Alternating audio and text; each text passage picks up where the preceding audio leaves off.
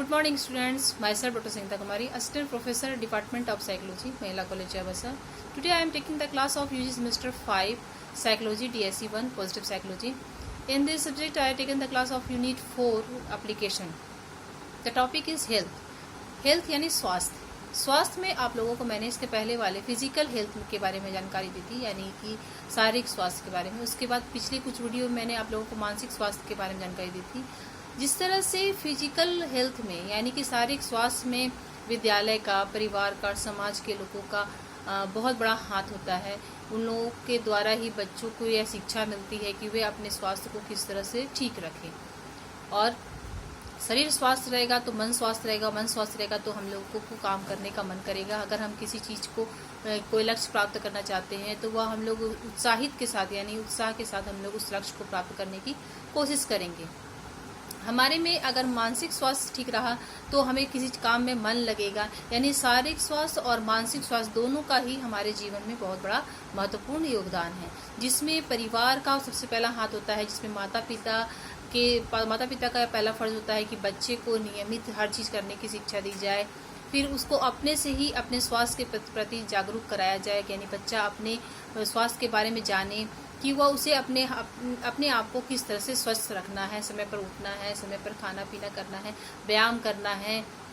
यानी हर काम, पढ़ना लिखना, जो भी काम है, खेल कूद करना है, वो हर काम समय पर हो और अपने स्वास्थ्य के प्रति सजग रहे. यानी कि साफ सुथरा रहना है, खाना भी हमारे मतलब बासी खाना नहीं खाना है, ताज़ा खाना खाना है. और हर चीज़ मतलब कि जो चीज़ हमारे शरीर को नुकसान पहुंचाए वो सब चीज़ क्रिया नहीं करनी है, ना ही कि बाहर की कुछ को खाना है. जिस तरह से शारीरिक स्वास्थ्य के प्रति भी हम लोग सजग रहें, उस तरह माता पिता को चाहिए कि मानसिक स्वास्थ्य के बारे में भी बच्चे को जानकारी दें. यानी कि उसे उस पर ध्यान देना है कि बच्चे में कुछ ऐसे विकार ना उत्पन्न हो जाए जिसका कारण वे हो. यानी माता पिता के स्वभाव के कारण से या उनके व्यवहार के कारण से कभी कभी बच्चे में कुंठा उत्पन्न हो जाती है. वे अपने आप को बहुत हीन समझने लग जाते हैं. अगर माता पिता उन्हें दुत्कारते हैं हर काम के लिए, या अगर कुछ बोलना चाहते हैं बच्चे अपने भावनाओं को, तो वे लोग सुनते नहीं हैं, काम का बहाना कर देते हैं. तो इस तरह से माता पिता को चाहिए कि वे बच्चे को उचित शिक्षा दे और उचित समय भी दे, और ताकि वे बच्चे की जो भी उनके मन में भावनाएं चल रही हैं वो उन्हें सुन सके और उन्हें दूर करने का प्रयास कर सके. इस तरह से जब बच्चा विद्यालय जाता है तो शिक्षकों को भी चाहिए कि बच्चे की मानसिक स्वास्थ्य की जानकारी रखें. यानी कि हर प्रत्येक बच्चा जो उसके क्लास में है उस सब की स्थिति कैसी है, मानसिक स्थिति कैसी है. यानी अगर वह स्कूल में है तो उन्हें कोई किसी तरह का प्रताड़ना तो नहीं कर रहा है, या उसके सहपाठी हो या कोई और भी व्यक्ति हो जो उसे तंग कर रहा है, या उसकी पढ़ाई में डिस्टर्ब कर रहा है, या उसके जो दैनिक क्रिया है उसमें उसको डिस्टर्ब कर रहा है. तो टीचर का भी ये फर्ज बनता है कि वह बच्चों को ध्यान दे कि कौन बच्चा किस मानसिक स्वास्थ्य से या किस मानसिक रोग से ग्रसित है. इस तरह से देखा जाता है कि विद्यालय का भी बहुत बड़ा योगदान होता है. शिक्षक और प्रिंसिपल भी अगर चाहें तो बच्चों को मानसिक स्वास्थ्य ठीक रखने के लिए उसी के अनुसार से करिकुलम बनाया जाए, उन्हें एक्स्ट्रा एक्टिविटी में डाला जाए बच्चों को, यानी उन्हें उत्साहित किया जाए ताकि उनका मानसिक स्वास्थ्य अच्छा रहे. खेलकूद के लिए प्रोत्साहित किया जाए, यानी प्रतियोगिता ही ऐसी तैयार की जाए जिससे बच्चे लोग उत्साहित हों और उसमें भाग लेने की कोशिश करें. इस तरह से आज मैं आप लोगों को बताऊंगी कि बालकों का मानसिक स्वास्थ्य रखने के लिए क्या क्या उपाय हैं. तो मेजर्स ऑफ की good mental health of childrens, इसमें बच्चों के मानसिक अस्वस्थता को दूर करने के लिए शिक्षकों को निम्नलिखित प्रयास करने चाहिए. यदि ऐसे प्रयास शिक्षकों द्वारा किए जाए तो बच्चों में मानसिक अस्वस्थता का विकास नहीं होगा और वह उपचार हेतु मानसिक चिकित्सा के पास नहीं जाएंगे. यानी कि स्कूल के शिक्षक ही अगर उन्हें इस स्थिति से अगर अवगत करा दें, या शिक्षक जान जाएं कि उनके स्कूल के बच्चे में क्या दिक्कत है, अगर उस चीज़ को समझकर बच्चे को उसी तरह से शिक्षा दी जाए या उनकी भावनाओं को समझा जाए तो उन्हें फिर मानसिक चिकित्सालय जाने की जरूरत नहीं पड़ेगी. यानी वे अपने जो भावनाएं हैं वह शिक्षकों के सामने स्पष्ट प्रस्तुत कर सकेंगे. इस तरह से कुछ हमारे उपाय हैं, मैं आप लोगों को एक एक करके पॉइंट्स बताने वाली हूँ. जिसमें पहला है विद्यालय का वातावरण स्वस्थ होना चाहिए. यानी कि विद्यालय में प्रिंसिपल हो चाहे और भी शिक्षक हो, उन लोगों को चाहिए कि वहाँ का वातावरण जो हो वो फेवरेबल होना चाहिए. यानी जो स्कूल का पूरा वातावरण है वो फेवरेबल होना चाहिए. दूसरा है अध्यापक को चाहिए कि वह विद्यार्थियों के अनुकूल ही शिक्षा प्रदान करें. यानी कभी कभी देखा गया है कि जो शिक्षक पढ़ाते हैं यानी कक्षा में जो पढ़ा रहे हैं उसका कभी कभी देखा जाता है कि जो बुक्स वगैरह होते हैं किसी के लिए बहुत ही इजी लगती है, यानी सिलेबस जो होते हैं किसी किसी के लिए बहुत इजी लगता है, किसी किसी के लिए बहुत हार्ड लगता है, जिसके कारण से शिक्षकों को ये चाहिए कि जो तेज विद्यार्थी हैं उनको तो शिक्षा दे ही, साथ में जो कमजोर हैं उन्हें अलग से बैठाकर उन्हें उस चीज़ को सिखाया जाए, या बच्चों को यह शिक्षा दी जाए, यानी इतना उत्साहित किया जाए कि जो बच्चे नहीं समझ रहे हैं वो शिक्षकों से डरे नहीं बल्कि उसके सामने आकर अपने प्रॉब्लम्स को पूछने की कोशिश करें। विद्यार्थियों को की रुचि और योग्यता के अनुसार शिक्षा प्रदान करनी चाहिए। वही मैंने जो इसके पहले भी कहा था कि बच्चों की जिस योग्यता के अनुसार बच्चे हैं उन्हें उसी के अनुसार से उनको पढ़ाया जाए। 4th नंबर है हमारा उपयुक्त शिक्षण पद्धति, यानी टीचिंग मेथड का प्रयोग करना चाहिए, यानी बच्चों के लिए सही टीचिंग मेथड का उपयोग करना चाहिए। उसका 5th नंबर है विद्यालयों में स्वस्थ मनोरंजन की व्यवस्था करनी चाहिए, यानी विद्यालय का जो ऐसा माहौल, यानी विद्यालयों में ऐसे कार्यक्रम बनवाने चाहिए या करने चाहिए जिससे कि बच्चों का मन लगे विद्यालय में आने का या पढ़ने का या कुछ नया नया एक्टिविटी करने का। 6 नंबर है अध्यापक परिषद की स्थापना करके शिक्षकों को चाहिए कि वह बालकों के माता पिता को सुझाव दें और बालकों की समस्याओं का समाधान मिलजुल कर करें। मतलब यह देखा गया है कि मतलब अध्यापक जो गण होते हैं, यानी अध्यापकों की जो मतलब सब बहुत सारे, एक विद्यालय में एक ही अध्यापक तो होते नहीं है, बहुत सारे अध्यापक होते हैं, तो उन लोगों का जो एक समूह होता है उन लोगों को चाहिए कि बालकों को, जैसे कि अगर किसी बच्चे में प्रॉब्लम है तो उनके माता पिता को बुलाकर उससे मिले और उन्हें बताएं कि उनके बच्चे में क्या प्रॉब्लम है और उसका समाधान मिलजुल कर करें, यानी माता पिता और शिक्षक दोनों मिलकर उस बच्चे की समस्याओं का समाधान करने की कोशिश करें। उसका 7th नंबर हमारा है विद्यालयों में उत्तम चारित्रिक विकास के लिए प्राध्यापक, शिक्षक, अभिभावक में एक प्रत्यक्ष या अप्रत्यक्ष संबंध ही अवश्य होना चाहिए, यानी कि प्रिंसिपल जो है, शिक्षक हो चाहे मतलब पेरेंट्स हो, इनमें यानी कि माता पिता, प्रिंसिपल और शिक्षक तीनों का जो है इन लोगों में एक दूसरे के प्रति सब में संबंध होना चाहिए, प्रत्यक्ष हो चाहे अप्रत्यक्ष हो, यानी ये लोग तीनों में बच्चों के प्रति ही सजग होने चाहिए और इन लोग तीनों ही अपनी अपनी जो जानकारी बच्चे से रिलेटेड हो वो रखनी चाहिए। इसके बाद हमारा 8 नंबर है बालकों को धार्मिक एवं नैतिक शिक्षा देनी चाहिए, यानी बालकों को अपने धर्म के प्रति, यानी जितने भी धर्म, अपने धर्म ही नहीं दूसरे धर्मों की भी जानकारी देनी चाहिए और नैतिक शिक्षा भी देनी चाहिए, यानी कि हमारी जो मोरल स्टोरीज वगैरह हैं इसके थ्रू से उन्हें शिक्षा देनी चाहिए ताकि वो अच्छे और बुरे की पहचान कर सकें। 9th नंबर में है बालकों के मूल प्रवृत्तियों और संवेगों का शोधन, यानी सब्लिमेशन एवं मार्गांतरीकरण, यानी रीडायरेक्शन करना चाहिए, यानी कि बच्चों को सही जानकारी देकर उसके अनुसार से उन्हें उनकी जो इमोशनल जो स्टेबिलिटी होती है उसका शोधन करना चाहिए। 10th नंबर है अध्यापक को विद्यार्थियों के साथ प्रेम पूर्ण व्यवहार करना चाहिए, यानी अध्यापकों को चाहिए कि अपने बच्चों के साथ में वो अच्छा और प्यारा व्यवहार करें जिससे बच्चे शिक्षकों से डरे नहीं। इसके बाद हमारा है कि 11th नंबर विद्यालय में कठोर अनुशासन का प्रयोग करने से मानसिक अस्वस्थता में वृद्धि पाई जाती है, यानी कि कभी कभी देखा गया है किसी किसी स्कूल में जो उसका अनुशासन होता है बहुत ही कठोर होता है जिसके कारण बच्चों में मानसिक अस्वस्थता पाई जाती है।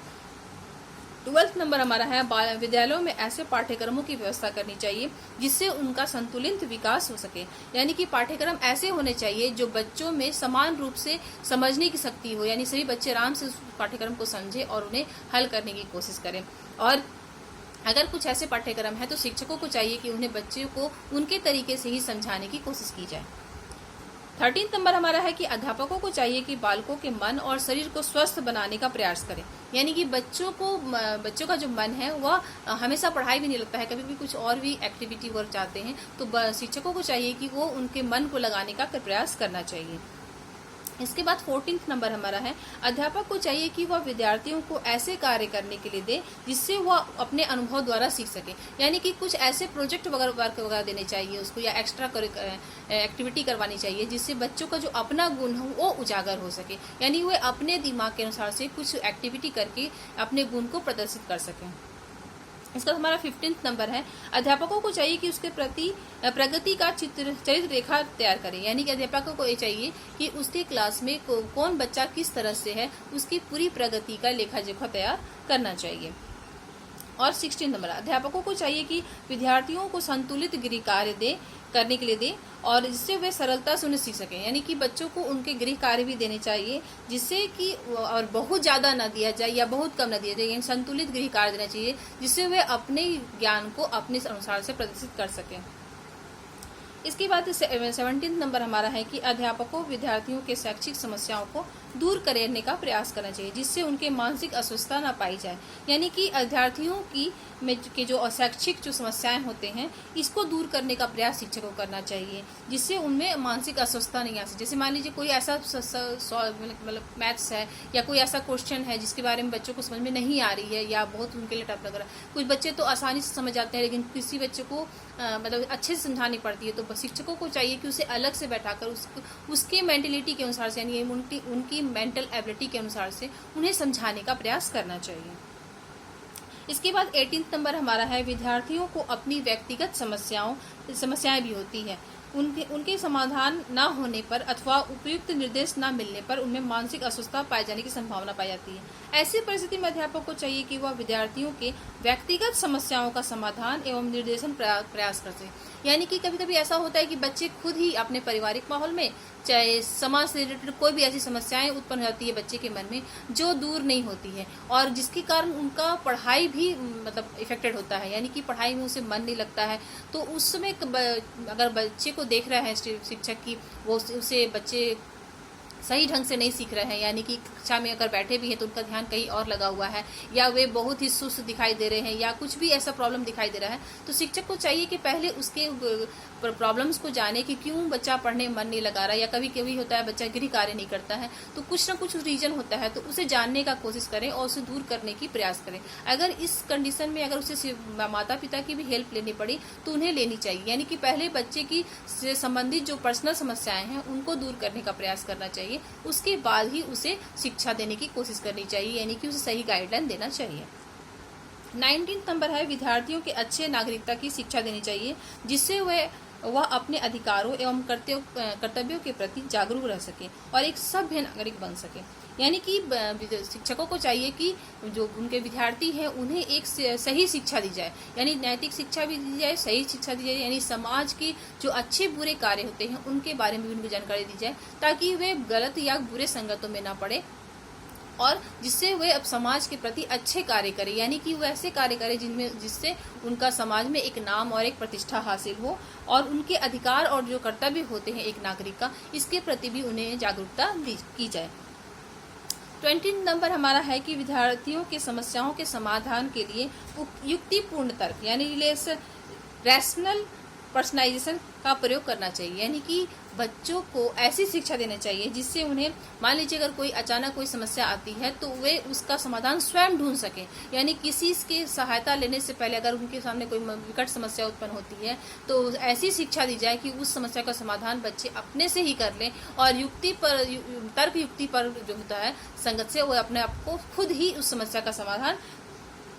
ढूंढ सके, यानी युक्तिपूर्ण तक ढंग से वे अपने आप को उस समस्या का समाधान निकाल सके जिससे में वे फंसे हैं। यानी कि ऐसी शिक्षा देनी चाहिए, शिक्षक को ऐसे से माहौल उत्पन्न करने चाहिए विद्यालय में यानी या कक्षा में, ताकि बच्चे में यह जो युक्ति जो पूर्ण जो तर्क होते हैं वे ऑटोमेटिक डेवलप हो जाए उसके मन में, और जब भी उसके लाइफ में ऐसी टाइप की समस्या आए तो वो उसे पूरा करने की कोशिश कर सके। इस तरह से छोटे छोटे जो होते हैं क्वेश्चन बना के या कहानी बनाकर बच्चों को इस तरह से नीतिपूर्ण जो होते हैं वो शिक्षा देनी चाहिए। आज हम लोग ने जाना कि मानसिक स्वास्थ्य को डेवलप करने के लिए शिक्षकों का क्या योगदान है, यानी को कैसे कैसे उपाय करें जिससे बच्चे का मानसिक जो स्वास्थ्य हो वो बहुत ही अच्छा हो और उसे सुधारा जा सके, जिसमें अगर शिक्षक को परिवार से या प्रिंसिपल या किसी भी लोगों से हेल्प कर लेनी पड़े तो उन्हें लेनी चाहिए, और इस तरह से बच्चे का मानसिक जो डेवलपमेंट सही हो सके। आज के लिए इतना ही। Thank you.